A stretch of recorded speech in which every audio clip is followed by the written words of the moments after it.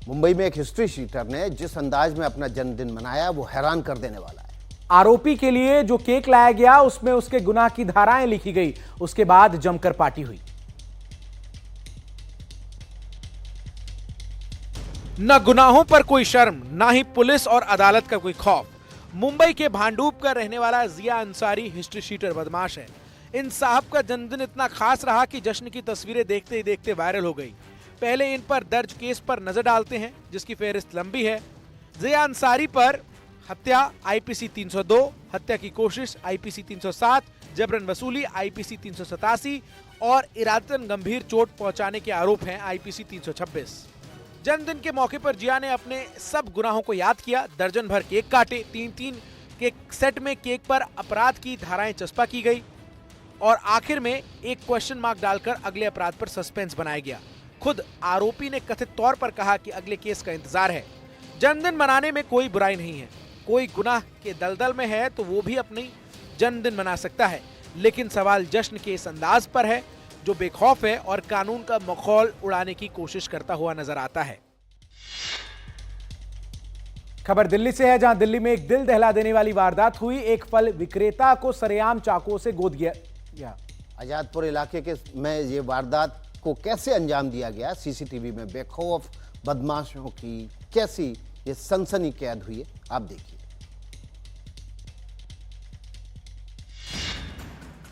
आजादपुर की एक सकरी गली में बेहिसाब भीड़। एक व्यक्ति आने वाले खतरे से अनजान है। लोग अपने अपने काम में व्यस्त हैं, तभी अचानक गली में अफरा तफरी मचती है। कुछ बदमाश एक फल विक्रेता को दबोचते हैं। हाथापाई शुरू होती है। शख्स बचने की कोशिश करता है। फल विक्रेता कुछ समझ पाता है, इससे पहले ही बदमाश चाकुओं से ताबड़तोड़ हमला करते हैं। एक के बाद एक शख्स को चाकू घोंपे जाते हैं।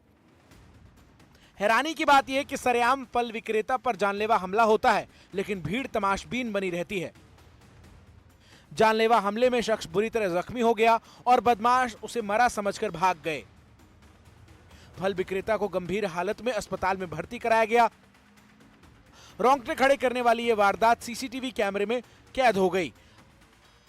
अब सीसीटीवी फुटेज के आधार पर पुलिस बदमाशों की तलाश कर रही है।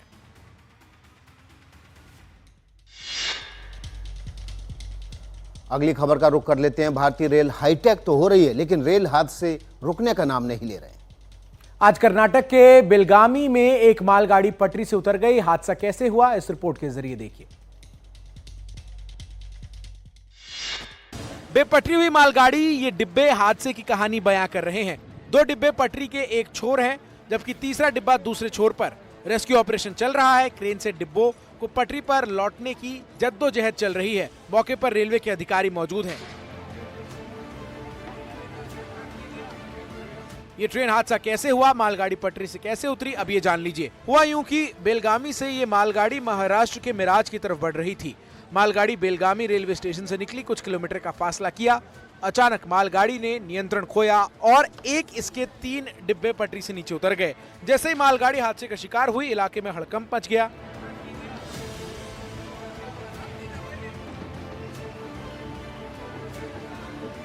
रात की खबर यह है कि ट्रेन हादसे में कोई हताहत नहीं हुआ।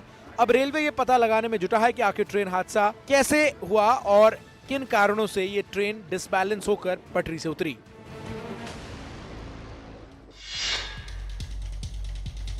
अब घाटी का रुख करते हैं। जम्मू कश्मीर के पुंछ में सेना और आतंकियों के बीच एनकाउंटर जारी है। सुरनकोट के लसाना इलाके में सर्च ऑपरेशन चल रहा है, जहां आतंकवादियों के छिपे होने की आशंका है।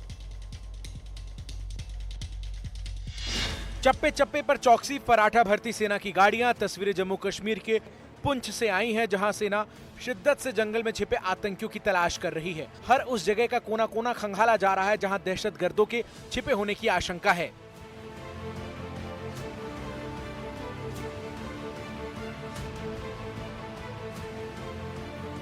हुआ यूं कि सेना को पुंछ के सुरकोट में आतंकियों के छिपे होने की इनपुट मिली। सोमवार रात से सर्च ऑपरेशन चलाया गया। इस दौरान आतंकियों ने जवानों पर फायरिंग तक की। गोलीबारी में रोमी फोर्स का एक जवान घायल हो गया। ये मुठभेड़ पुंछ को जम्मू से जोड़ने वाले नेशनल हाईवे के पास हुआ।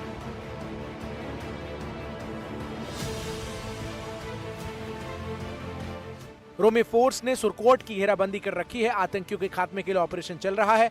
आपको बता दें कि इससे पहले 12 अप्रैल को जम्मू जिले के अखनूर में आतंकवादियों से मुठभेड़ में 9 पंजाब रेजिमेंट की जेसीओ कुलदीप चंद शहीद हो गए थे। अब ये खबर दिल्ली से सटे गाजियाबाद से है, जहां सड़क हादसे ने हैरान करने वाली तस्वीर सामने लाई है। यहां एक ट्रक नियंत्रण खोकर नहर पर बनी पुलिया पर जा अटका।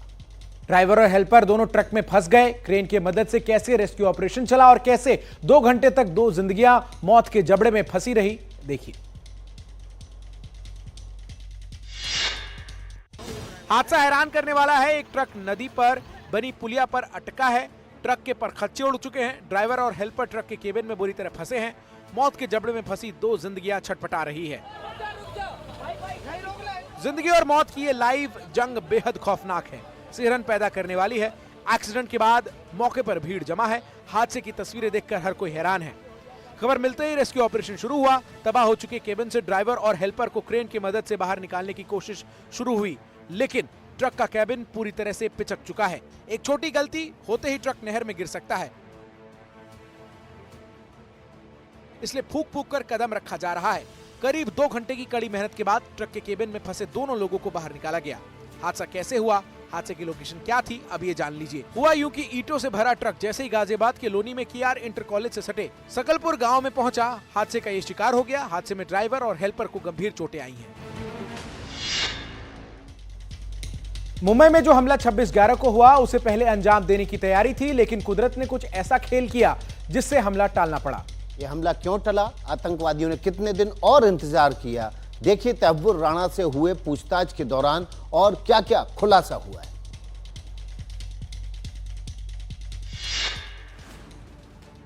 अमेरिकी जांच एजेंसियों ने NIA को जो जांच रिपोर्ट पेश की है, उससे पता चल रहा है कि अरब सागर की लहरें शांत होती तो मुंबई की धरती 26/11 से पहले ही दहल सकती थी। मुंबई हमलों के मददगार तहव्वुर राणा से जुड़े डॉक्यूमेंट से जो खुलासा हुआ है, उसके मुताबिक अरब सागर की उफनती लहरों से हमले में देरी हुई। हेडली ने हमला टालने को कहा था। मई 2008 को शिकागो में हेडली ने राणा से हमला टालने को कहा था। ISI और लश्कर को भी जानकारी दी गई थी। यानी अगर ये समंदर मई-जून तक शांत रहता तो मुंबई में हमला पहले हो जाता। अमेरिकी जांच एजेंसी ने अपनी रिपोर्ट में यह भी खुलासा किया है कि तहव्वुर राणा को मुंबई हमले के एक-एक प्लान की जानकारी थी और सब कुछ राणा से शेयर भी किया जा रहा था। मई 2008 में जब हेडली और राणा की शिकागो में मुलाकात हुई, उसी वक्त तहव्वुर राणा को बता दिया गया था कि हमला मुंबई के ताज होटल में किया जाएगा। हेडली को यह जानकारी लश्कर-ए-तैयबा ने दी थी। हेडली ने राणा को इस बात की जानकारी दी कि मुंबई में आतंकियों को कहां पर उतारा जाएगा। और अब खबर अयोध्या से। एक बार फिर से अयोध्या में राम मंदिर को बम से उड़ाने की धमकी मिली है। इस खबर के बाद हड़कंप मच गया है। इस बार भी राम मंदिर को उड़ाने की धमकी वाला ईमेल आया है। आखिर कौन वो धमकीबाज है, देखिए इस रिपोर्ट में।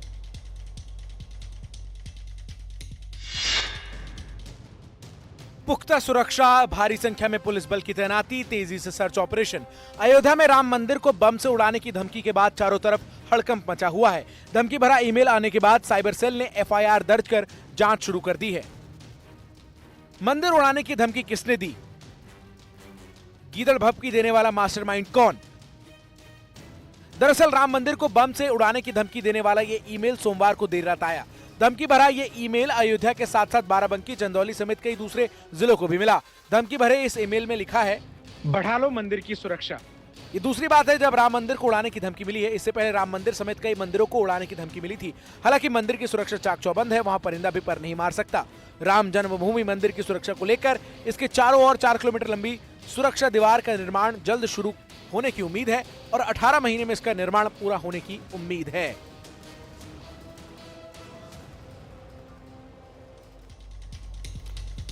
तो ये तो आपने जान लिया कि आने वाले समय में राम मंदिर की सुरक्षा और बढ़ा दी जाएगी। मंदिर परिसर के चारों तरफ ऊंची-ऊंची दीवारें भी खड़ी की जाएंगी। तो राम मंदिर की सुरक्षा के लिए और क्या तैयारियां हैं, आइए अब ये भी आपको बताते हैं किस तरीके से मंदिर को सुरक्षा से लैस किया जा रहा है। मंदिर के चारों तरफ 4 किलोमीटर लंबी दीवार जो है वो खड़ी की जा रही है और चारों तरफ ये 16 फीट ऊंची दीवार होगी। चारों तरफ जेल की दीवार जैसे मजबूत किला बनाया जाएगा। दीवार पर कई अत्याधुनिक सेंसर लगे होंगे ताकि कोई भी बिना इजाजत अंदर ना आ सके। साथ ही दीवार के ऊपर 3 फीट तक स्टील वायर भी लगाए जाएंगे और मंदिर में घुसपैठ की कोशिशों को नाकाम किया जाएगा। इस तरह से मंदिर की 4 दीवारी के जरिए मंदिर की सुरक्षा का घेरा और मजबूत करने की कोशिश की जाएगी। रॉबर्ट वाड्रा की मुश्किलें एक बार फिर से बढ़ती हुई अब नजर आ रही हैं। हरियाणा के एक जमीन डील से जुड़े मनी लॉन्ड्रिंग मामले में ईडी ने आज उनसे फिर पूछताछ की है।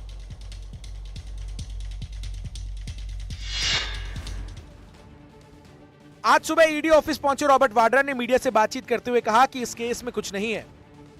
उन्होंने इसे राजनीतिक बदले की कार्रवाई करार दिया। सोच भी रहा हूँ राजनीति में आने के लिए, तो ये लोग दुरुपयोग करेंगे, एजेंसियों का इस्तेमाल करेंगे। केस में कुछ है ही नहीं यार, 20 साल थोड़ी ना लगेंगे कुछ जुड़ने के लिए। हरियाणा में जमीन आपने ली, राजस्थान में जमीन आपने ली, लैंड यूज आपने बदलवाया, सरकार आपकी थी। 50 लाख की जमीन 50 करोड़ में आप बेच देते हैं। ये मामला गुड़गांव के शिकोपुर गांव की 3.5 एकड़ जमीन से जुड़ा है, जिसे वाड्रा की कंपनी स्काईलाइट हॉस्पिटैलिटी ने फरवरी 2008 में ओंकारेश्वर प्रॉपर्टी से खरीदा था। ईडी के मुताबिक वाड्रा की कंपनी ने यह जमीन 7.5 करोड़ रुपए में खरीदी और कमर्शियल लाइसेंस हासिल कर उसी संपत्ति को 58 करोड़ रुपए में डीएलएफ को बेच दिया।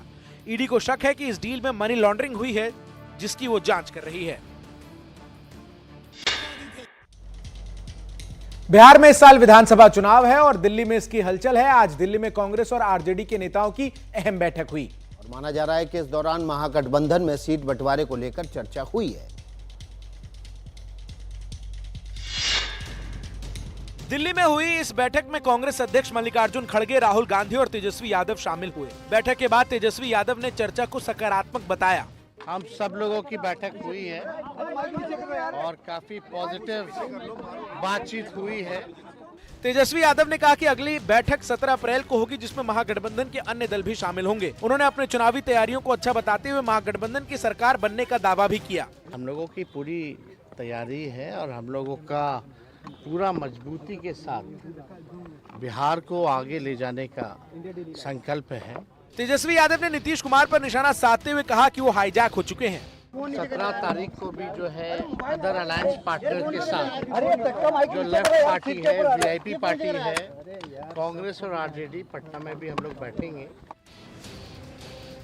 तेजस्वी ने महागठबंधन के मुख्यमंत्री फेस के सवाल पर कहा कि हम लोग आपस में बैठकर तय कर लेंगे। वक्फ कानून के विरोध में बंगाल जल रहा है। इस बीच राजनीति की भट्टी भी सुलग रही है। पश्चिम बंगाल बीजेपी के अध्यक्ष सुकांत मजुमदार ने ममता सरकार पर संगीन आरोप लगाए हैं। क्या क्या आरोप लगाए हैं, इस रिपोर्ट में देखिए।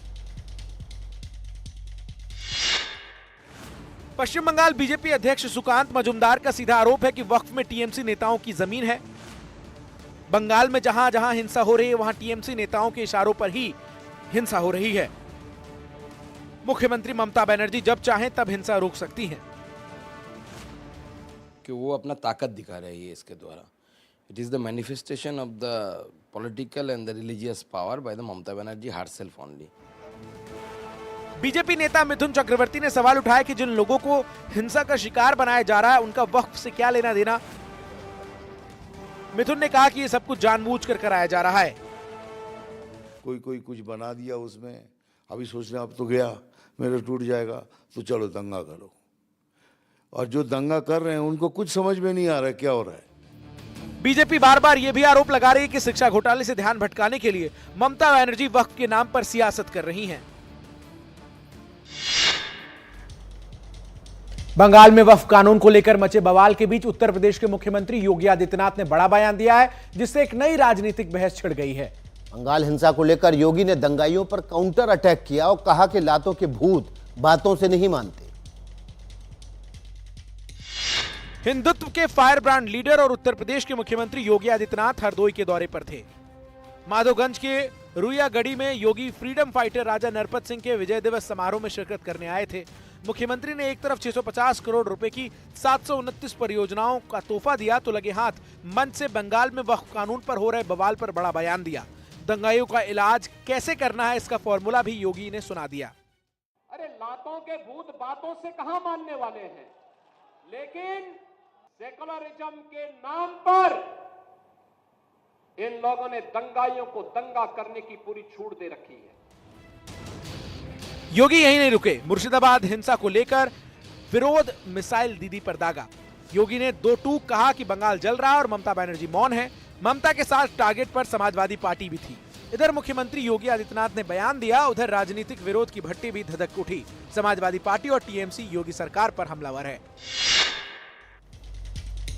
राणा सांगा पर विवादित बयान के बाद समाजवादी पार्टी के राज्यसभा सांसद रामजीलाल सुमन का जमकर विरोध हुआ, लेकिन विरोधियों पर उनके तेवर अब भी बरकरार हैं। उनका नया बयान चर्चा में है। हालांकि बाद में उन्होंने इस पर सफाई भी पेश की।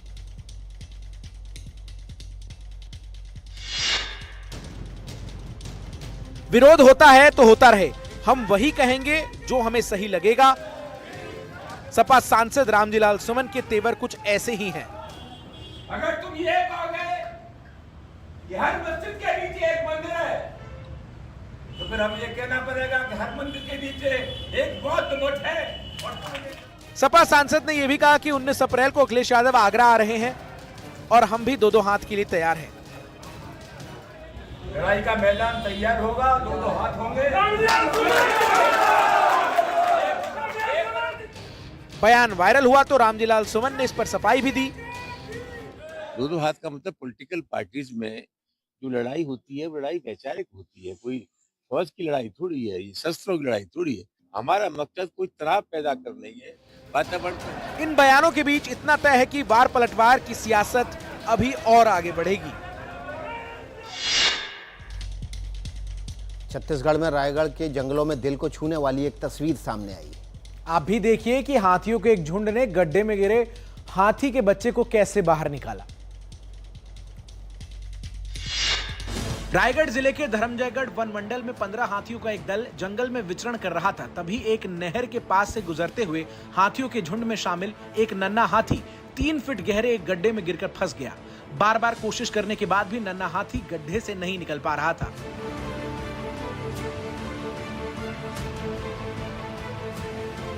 इसके बाद हाथियों के दल की मुखिया हथनी रेस्क्यू के लिए आगे आती है। गड्ढे में गिरे नन्हे हाथी को मादा हाथी का हल्का सा सहारा मिलता है और वो गड्ढे से निकलने में कामयाब हो जाता है।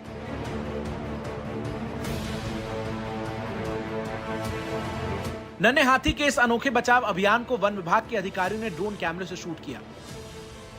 धर्मजयगढ़ वन मंडल में आजकल 111 हाथियों का दल जंगल में घूम रहा है।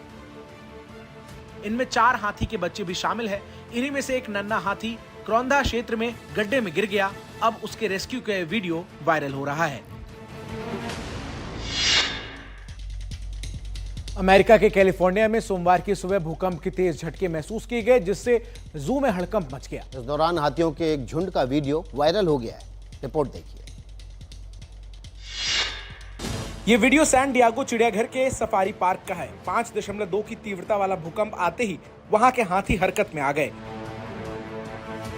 हाथियों के झुंड ने अपने बच्चों को बचाने के लिए उसके चारों ओर सुरक्षा का घेरा बना लिया। चिड़ियाघर के अधिकारियों के मुताबिक हाथियों को अपने पैरों के नीचे भूकंप के संकेत मिल जाते हैं, जिससे वो बच्चों की सुरक्षा के लिए सतर्क हो जाते हैं। सोमवार को सुबह सफारी पार्क में लगे सीसीटीवी कैमरे के हिलते ही सभी हाथी एक खुली जगह पर इकट्ठा होते हुए दिखाई देते हैं। झुंड के सबसे छोटे हाथी को बीच में रखकर बाकी 5 अफ्रीकी हाथी उसके चारों ओर खड़े हो जाते हैं और ध्यान से देखते हैं कि कोई दुश्मन तो पास नहीं आ रहा। वीडियो वायरल होने के बाद लोग सोशल मीडिया पर अपनी राय व्यक्त कर रहे हैं। कुछ लोगों ने लिखा कि हाथी बुद्धिमान और सुंदर होते हैं और इंसान को उनका रक्षक बनना चाहिए।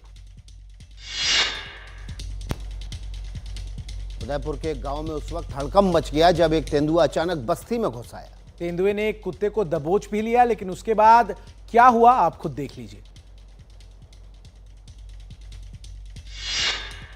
तेंदुए ने बैद्यनाथ महादेव मंदिर के सामने स्थित एक खाली मैदान में एक कुत्ते पर हमला कर दिया और उसे शिकार बनाने की कोशिश करने लगा। आवाज सुनकर कॉलोनी के बाकी कुत्ते भी तुरंत वहां पहुंच गए और अपने घायल साथी की जान बचाने के लिए तेंदुए से भिड़ गए। तेंदुए भी अपने शिकार पर पकड़ बनाए रखते हुए कुत्तों की झुंड पर गुर्राता रहा। तेंदुए और कुत्तों के बीच करीब 10 मिनट तक ये संघर्ष चला। कुत्ते की इस सामूहिक शक्ति के सामने तेंदुआ भी ज्यादा देर तक टिक नहीं सका और आखिर में उसे शिकार छोड़कर जंगल की ओर भागना पड़ा। तेंदुए के जाते ही शिकार बना कुत्ता भी उठकर खड़ा हुआ और वहां से भाग जाता है। इस पूरी घटना को एक स्थानीय निवासी ने अपने मोबाइल कैमरे में कैद कर लिया। वीडियो में साफ देखा जा सकता है कि कैसे कॉलोनी के कुत्तों ने बहादुरी से तेंदुए का सामना किया और अपने साथी की जान बचाई। ये वीडियो अब सोशल मीडिया पर वायरल हो रहा है। मध्य प्रदेश के शिवपुरी में हैरान कर देने वाली घटना सामने आई है। यहाँ कुछ लड़कों ने एक मगरमच्छ को पहले रस्सी से बांधा और फिर स्कूटी पर लादकर कॉलोनी में उसे घुमाते हुए नजर आए। ये घटना रविवार रात करीब 8:30 बजे शिवपुरी के मनियार क्षेत्र की है। यहाँ काली माता मंदिर के पास स्थित तालाब से निकलकर एक मगरमच्छ रिहायशी इलाके के गलियों में पहुंच गया। मगरमच्छ को देखकर लोगों में दहशत फैल गई। मगरमच्छ को देखने के लिए बड़ी संख्या में लोग जमा हो गए। इसके बाद कुछ युवकों ने मगरमच्छ को रस्सियों से बांध दिया, फिर उसे स्कूटी के पीछे बांधकर पूरे मोहल्ले में घुमाया। अंत में मगरमच्छ को उसी तालाब में छोड़ दिया गया जहाँ से वो आया था। खतरनाक जानवर के साथ युवाओं के इस स्टंट का वीडियो सोशल मीडिया पर वायरल हो रहा है। वहीं वन विभाग ने इस घटना को गंभीरता से लिया। विभाग को इस घटना के बारे में कोई सूचना नहीं दी गई। मगरमच्छ एक संरक्षित वन जीव है और उसे इस तरह पकड़ना, घुमाना या डराना न केवल खतरनाक है बल्कि ये कानूनी अपराध भी है। इसके लिए 7 साल तक की जेल और जुर्माना हो सकता है। वन विभाग ने मामले की जांच शुरू कर दी है और वायरल वीडियो और सीसीटीवी फुटेज के जरिए आरोपियों की पहचान की जा रही है। गनीमत ये रही कि इस दौरान मगरमच्छ ने किसी पर हमला नहीं किया, वरना कोई बड़ी घटना हो सकती थी। मैदान में मौसम ने करवट ली तो पहाड़ों में पर्यटकों की आमद बढ़ गई है। खासकर जम्मू कश्मीर के डल झील का नजारा इन दिनों देखते ही बन रहा है। डल में कैसी हलचल है, इसकी एक एक तस्वीर रोमांच से भरने वाली है। आप भी इस रोमांच का लुत्फ उठाइए। डल झील के सीने पर तैरते शिकारे, पर्यटकों का हुजूम, छोर के किनारे, एक एक तस्वीर मंत्रमुग्ध करने वाली। घाटी में पर्यटकों की आमद बढ़ी तो डल झील पर शिकारों की संख्या भी बढ़ गई। एक छोर पर टूरिस्ट हैं और दूसरी तरफ झील में शिकारों की लंबी कतार है। मैदान में पारा चढ़ा तो डल का दीदार करने वालों का हुजूम उमड़ा। देश के अलग अलग कोने से लोग यहां पर पहुंच रहे हैं, अपना अनुभव साझा कर रहे हैं। डल लेक घूमे हम, काफी शांत माहौल है, काफी प्यारा माहौल है और जन्नत है। कश्मीर एक तरीके से कहा जाए तो जन्नत है।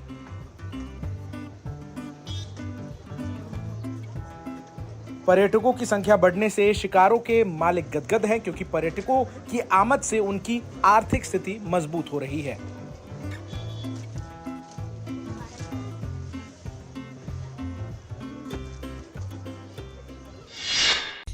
ईडी ने national Herald money laundering case में राहुल गांधी, सोनिया गांधी और कांग्रेस ओवरसीज प्रमुख सैम पित्रोदा के खिलाफ दिल्ली की राउज एवेन्यू कोर्ट में चार्जशीट दाखिल की। इस चार्जशीट में सुमन दुबे और अन्य लोगों के नाम भी शामिल है। कोर्ट ने इस मामले में आरोपों पर संज्ञान लेने की सुनवाई की तारीख 25 अप्रैल तय की है।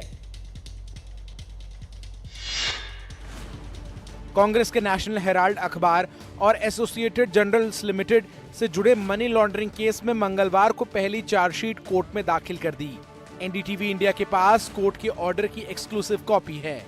नेशनल हेराल्ड केस में बड़ा एक्शन। एचडीआर ईडी ने एसोसिएटेड जर्नल लिमिटेड और यंग इंडिया की करीब 751.9 करोड़ रुपए की प्रॉपर्टी भी जब्त की है। आरोप है कि ये प्रॉपर्टी अपराध से अर्जित आय से की गई थी। ईडी ने पीएमएलए के तहत दिल्ली, मुंबई और लखनऊ में संपत्ति जब्त की है। सूत्रों की माने तो 661.69 करोड़ रुपए की प्रॉपर्टी एजेएल की है, जबकि 90.21 करोड़ रुपए की संपत्ति का संबंध यंग इंडिया से है। ईडी ने साल 2014 में दिल्ली के मेट्रोपॉलिटन मजिस्ट्रेट के आदेश पर एजेएल और यंग इंडिया के खिलाफ पीएमएलए के तहत जांच शुरू की थी। इस केस में ईडी सोनिया और राहुल गांधी से पूछताछ भी कर चुकी है। राजस्थान में कांग्रेस के पूर्व मंत्री प्रताप सिंह खचरियावास के घर आज ईडी ने दस्तक दे दी। मामला करोड़ों रुपए के निवेश से जुड़ा हुआ है। राजस्थान में हुई इस कार्रवाई की धमक दिल्ली तक सुनाई दी। कांग्रेस नेताओं ने ईडी के एक्शन पर सवाल उठाया है। कांग्रेस ने इस कार्रवाई को राजनीतिक प्रतिशोध बताया और कहा कि खचरियावास को उनके बयानों की सजा दी जा रही है। ईडी ने छापेमारी एक चिटफंड घोटाले के मामले में की है, जो करीब 50,000 करोड़ रुपए के निवेश से जुड़ा है। ईडी का दावा है कि इसमें खचरियावास की भूमिका शक के दायरे में है। आज ये जांच करने आए, सर्च करने आए, बिल्कुल इनको कोऑपरेट करेंगे। और इसमें ये आप जानते हैं ये पॉलिटिकल फैमिलीज हैं, पहले भी ईडी कर चुकी है, अब ईडी तो बहुत जगह कर रही है पूरे देश में, तो ईडी अपना काम करेगी, हम अपना, मुझे कोई डर नहीं है। कांग्रेस नेता के घर ईडी ने कई घंटे छानबीन की। बीजेपी ईडी रेड को कानूनी कार्रवाई बता रही है।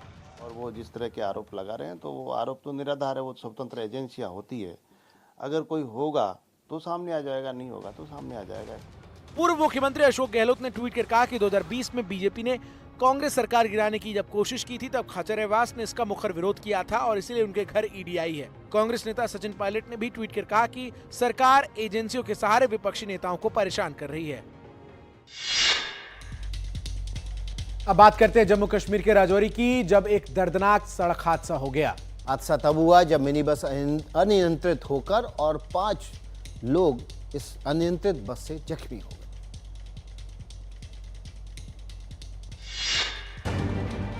ये खौफनाक तस्वीर देखिए। बस के चारों पहिए आसमान की तरफ तो बस की छत जमीन पर है।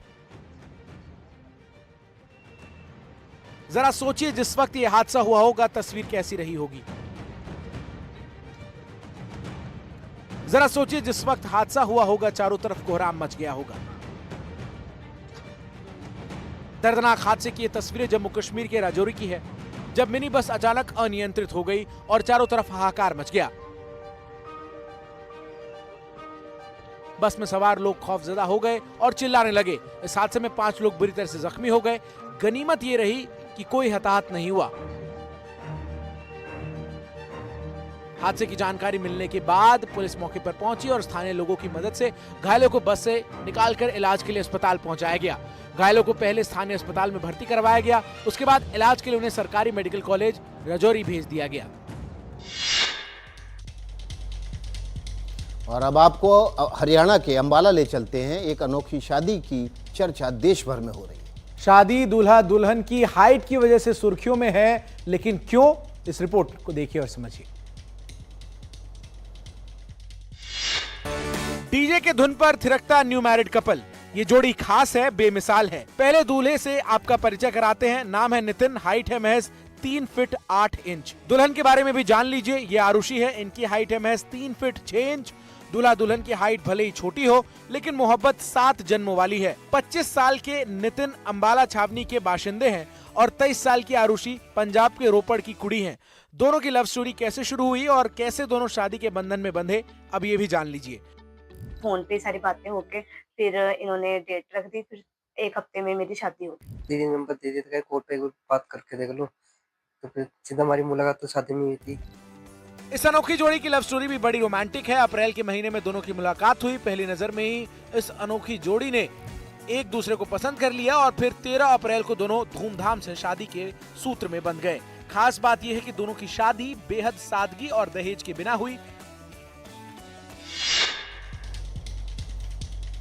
पूजा भगवान की जाती है, लेकिन आज आपको एक ऐसे भक्त से मिलाएंगे जो किसी भगवान की नहीं बल्कि साउथ के सुपरस्टार रजनीकांत का उपासक है। और शख्स ने अपने घर में रजनीकांत का मंदिर बनाया है। आखिर तमिल नववर्ष के मौके पर उस फैन की कैसी अटूट भक्ति दिखी, आप भी देखिए।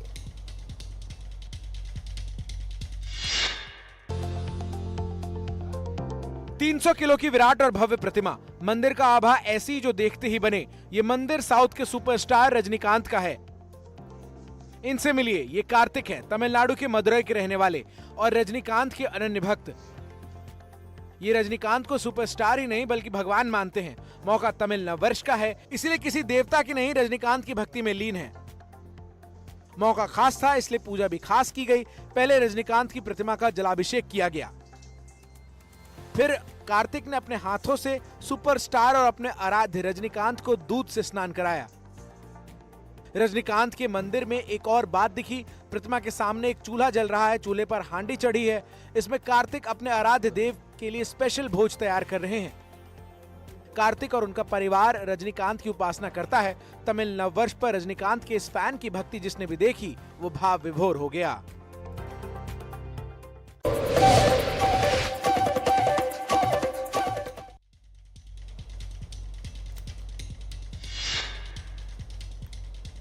ब्रेक के बाद न्यूज हेडक्वार्टर में आपका एक बार फिर से स्वागत है। आज पोइला बोईशाख के साथ बंगाली नववर्ष का आगाज हो चुका है। इस मौके पर प्रधानमंत्री नरेंद्र मोदी ने भी सोशल मीडिया पर शुभकामनाएं दी हैं। पश्चिम बंगाल में पोइला बोईशाख की कैसी धूम है, इसकी मंत्रमुग्ध करने वाली तस्वीरें आपको भी देखनी चाहिए। पारंपरिक वेशभूषा पहने लोग, ढोल की थाप, नगाड़ों की गूंज, रंग बिरंगे बैनर, पोस्टर और बंगाल की अद्भुत परंपरा के दर्शन। बंगाल चले आइए, इन दिनों पूरा बंगाल पोहला बोईशाख के रंग में सराबोर मिलेगा। बंगाली नववर्ष को लेकर कितना उत्साह है, इसकी गवाह ये तस्वीरें हैं। सिलीगुड़ी हो, दार्जिलिंग हो, सभी जगह पोहलो बैशाख का जश्न धूमधाम से मनाया जा रहा है। ये तस्वीरें सिलीगुड़ी के बाग जतिन पार्क की है, जहां सैकड़ों की तादाद में बंगाली समुदाय के लोग जमा हुए। धूमधाम के साथ नववर्ष का स्वागत किया गया। शहर में शोभा यात्राएं निकाली गई, जिनमें बंगाल की संस्कृति की अद्भुत छटा देखने को मिली। बंगाली नववर्ष का स्वागत करने स्कूल के बच्चे भी शोभा यात्रा में शामिल हुए। पूरे बंगाल में धूमधाम से पोहला बोईशाख मनाया जा रहा है। उधर प्रधानमंत्री नरेंद्र मोदी ने भी सोशल मीडिया पर इस खास पर्व पर लोगों को खास बधाई दी।